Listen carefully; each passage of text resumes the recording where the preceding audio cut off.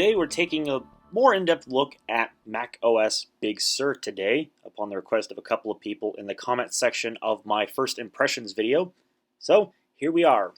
Now, of course, I'm not going to reiterate the same things that people have said already about this operating system release. It is definitely a big release, and it actually stands to be one that's significant for the sake of transition.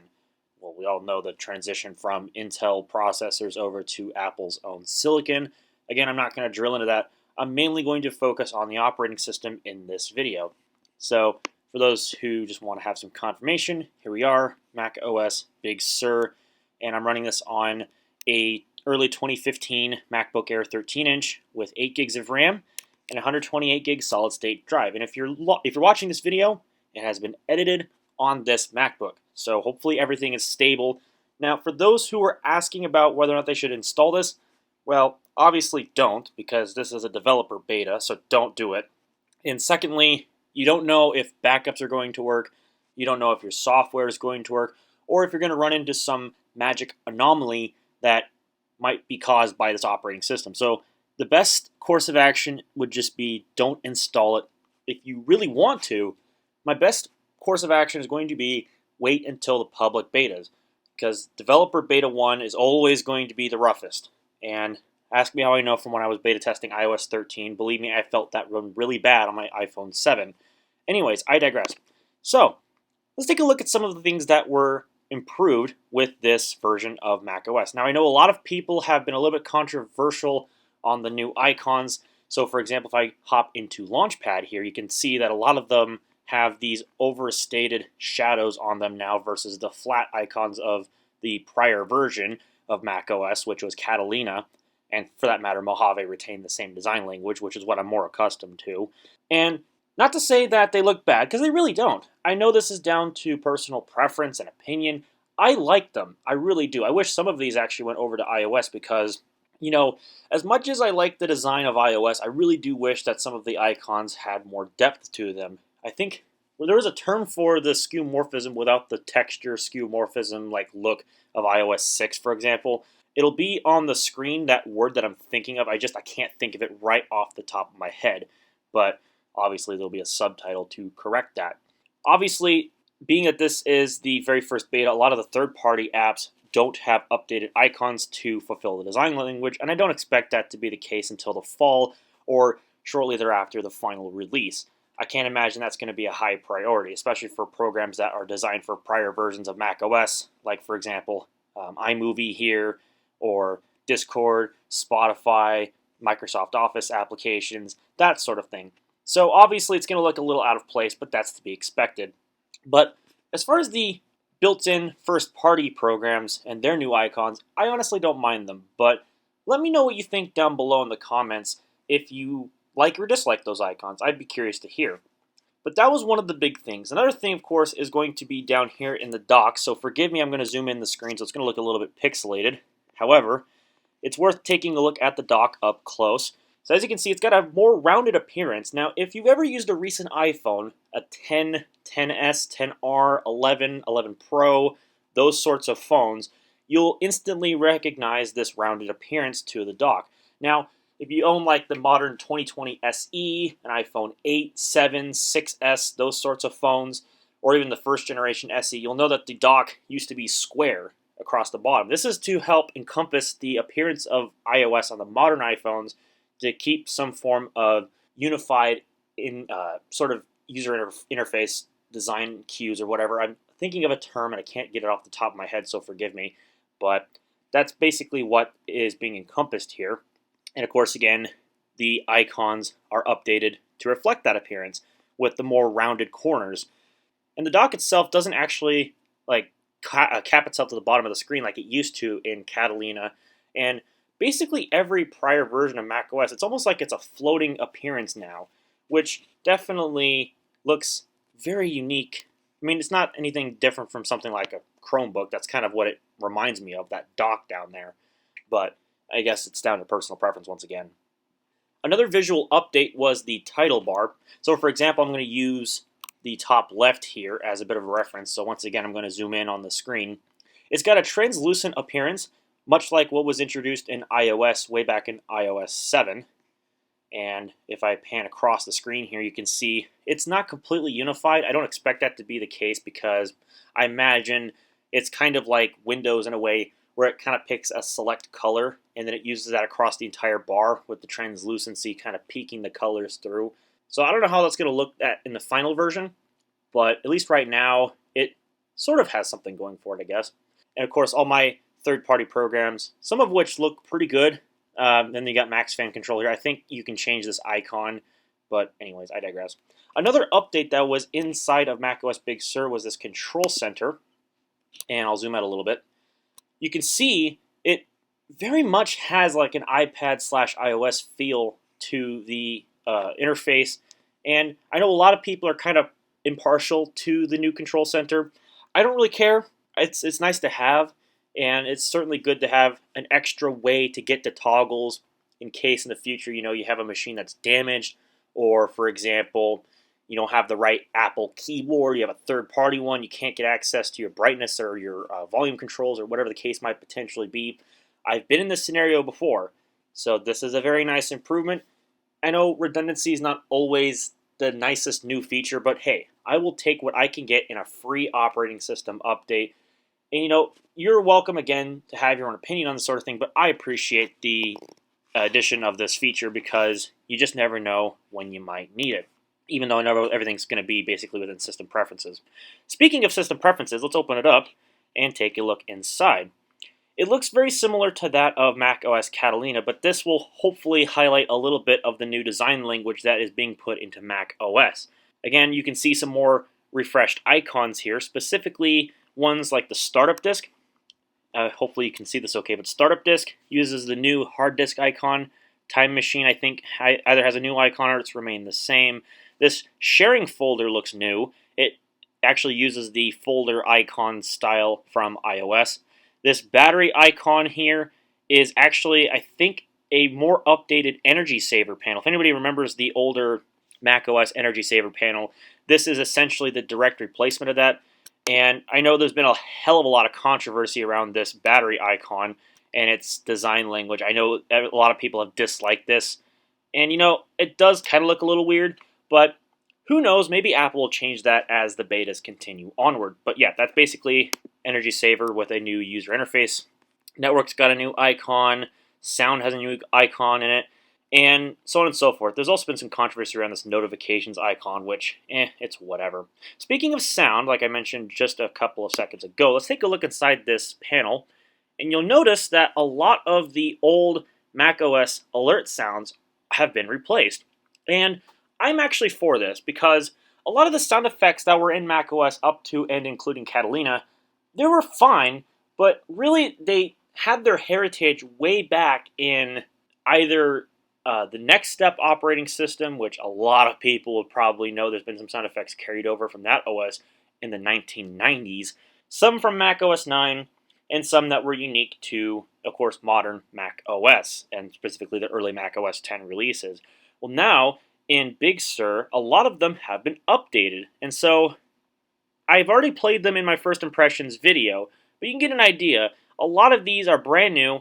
There's a couple that have been updated, such as the Sosumi and the Submerge, which I think had a different naming scheme before. Don't quote me on that. But a lot of people have been saying that a lot of things inside of system preferences have been redesigned and nothing looks the same. I beg to differ. A lot of these are just kind of visual updates. They're otherwise basically the same. Like the sound panel here is basically the same. It just has newer icons, and probably a lot of these are going to look the same too. Dock and menu bar, yeah, this one's updated. You can tell the contents are the same, but it just looks a little different. And on top of that, all of these settings for the control center are in here too, which is nice. So if you ever wanted to actually enable these, reposition them, I think third-party stuff may or may not be added here. I doubt it, but we'll see what happens in the final release. And otherwise, I think that's all there really is that's notable about system preferences, because, it's system preferences. We could drill into this all day, but it's kind of whatever. So let me open up a Finder window here, and we'll take a look at the appearance of the windows inside of macOS Big Sur. Okay, so here I have a Finder window open. As you can see, the user interface looks a lot more minimalistic, and this is something that macOS had going for the longest time. I want to say it was since macOS 10 Leopard. The look of the Finder hadn't really changed all that much. I mean, of course, it got the visual overhaul in Yosemite with the translucent sidebar, sure, but otherwise, alongside the inclusion of the Finder tabs, the window appearance really hasn't changed. And so with Big Sur, it's actually changed. And so the forehead of the window is gone, and the window has been more tightly accustomed to itself, and it looks just a lot cleaner, a lot more open. And that's what's nice. And I think Windows also had this feature recently where you could resize this. Maybe that's always been in Windows 10, for example, but it's nice to see that, it looks more unified, and a lot of the forehead room, a lot of these old menu items that were just taking up a lot of this useless space, or leaving a lot of useless space, has all been finally cleaned up.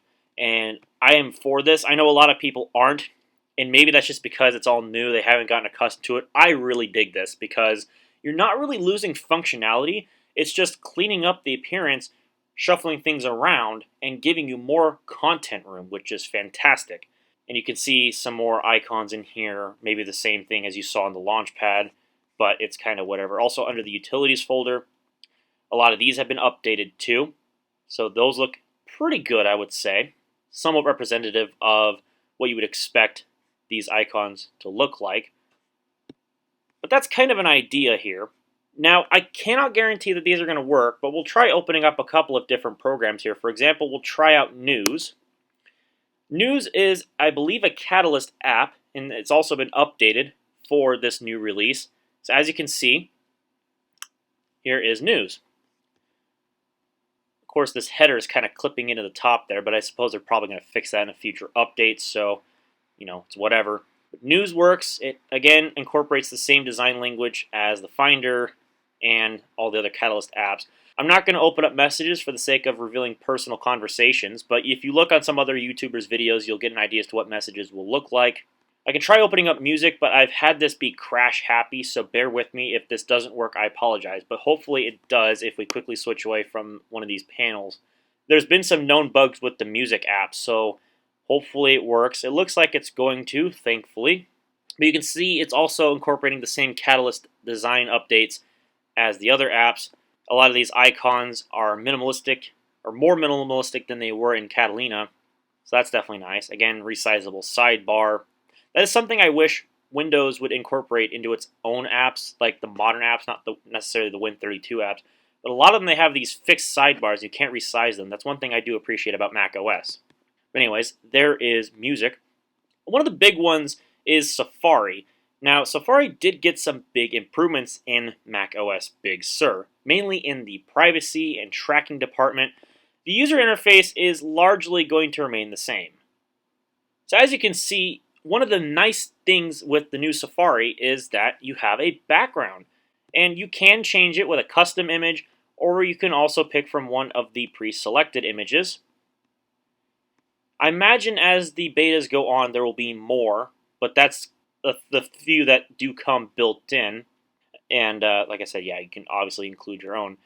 Now, for example, let's go to, I don't know, we'll say CNN.com, which I always use this whenever I'm testing older computers or web browsers or anything to test their performance. But I want to demonstrate one of the new features of Safari, and that is the tracking. If you come up here, you can see that there are a number of trackers that have been prevented on CNN.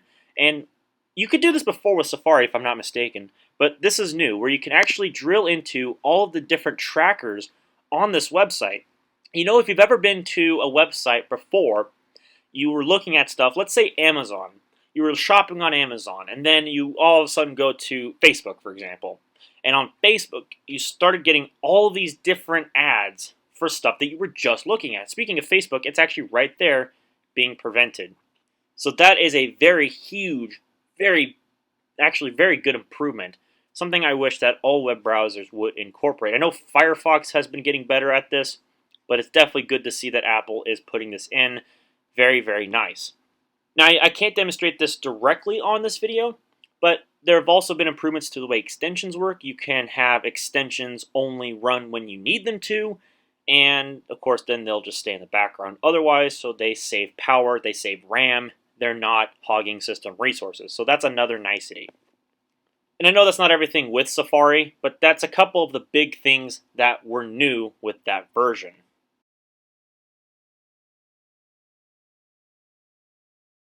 Refresh inside of macOS Big Sur has to be the notification center off to the side. So if I do the gesture to bring it out, you can take a look at the refreshed user interface.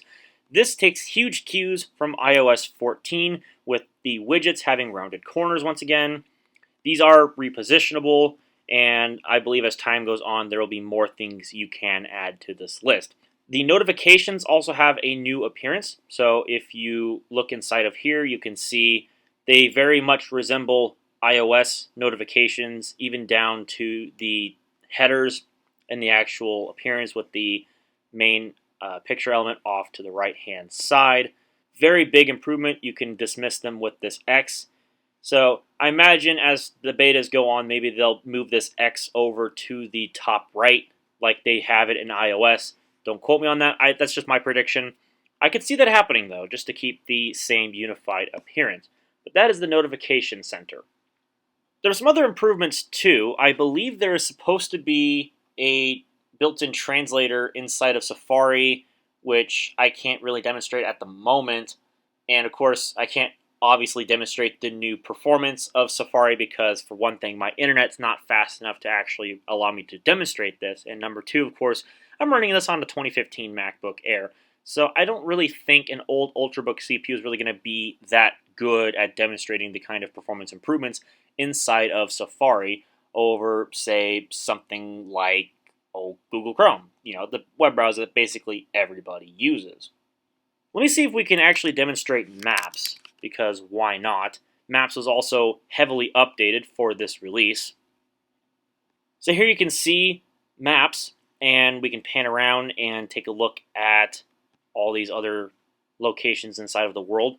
This is another Catalyst app that's been updated. As you can see, it's got the new user interface, the streamlined header. Everything about this just looks so much better. And of course, there are many improvements to Maps for which, if you haven't heard about them, one of which was bicycling was added, so you can get more accurate ideas as to how you can route with a bicycle. Do you have to make stops along the way? Do you have to walk? Is there steps? Etc., etc. And in addition to the bicycle mode, there's also new EV routing modes. So if you own an electric vehicle, you can plan your route and you can actually make stops along the way based on if you have to use the battery chargers for your car. Very, very, very big improvement that I absolutely love. And I don't own an electric vehicle, but I'm very happy to see that those features are inside of the new Maps app. Of course, this takes place across iOS, iPadOS, and watchOS too. There have also been some improvements to indoor maps. They're more detailed and they feature more locations and stuff like that. So very good improvements to Maps.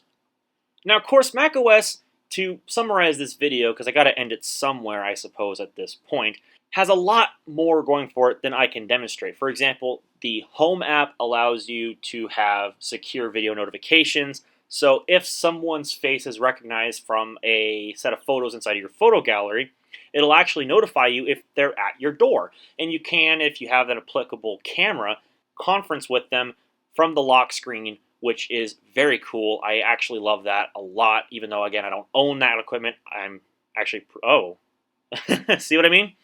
Betas, people, don't run betas because they're very unstable. But you got in a bit of an idea as to what the new pop-ups look like. They're very, very different from the old style, but yeah, some of these Catalyst apps are having problems, so that has been noted in the feedback app. And of course, I'm always submitting bug reports where applicable, so just that way you know. There are some other improvements for like AirPods. AirPods can now seamlessly sync between your iPhone, your iPad, and your Mac, depending on what device you're actually using, which is very cool. Now, I believe you have to have AirPods 2 or AirPods Pro for this feature to work, but still, very nice improvements Nonetheless, here you can see how a pop-up notification on the screen looks and how it fades away. Very nice. Siri also got some major improvements. Of course, this also takes effect on iOS and iPadOS, where Siri can now look at many more websites and search queries, and it's a lot less showing of, here's what I found on the web. Now, on Mac, at least at the moment, it does not incorporate the new user interface. It still uses the classic Siri user interface that we've seen from all the prior versions of macOS from Sierra onward. But we can probably take a look at some other things in the future if Siri ever improves. I'll think of some queries for which it couldn't do before on like iOS 13 and try them here on the new Siri and see if they're any different. Let me know if you'd like to see that down below. I can't guarantee I'm going to do all these new beta releases on video, but if it's something that's highly requested, I will consider it.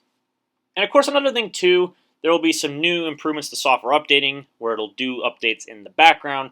They're more seamless and they're less obtrusive. We'll see how that works out.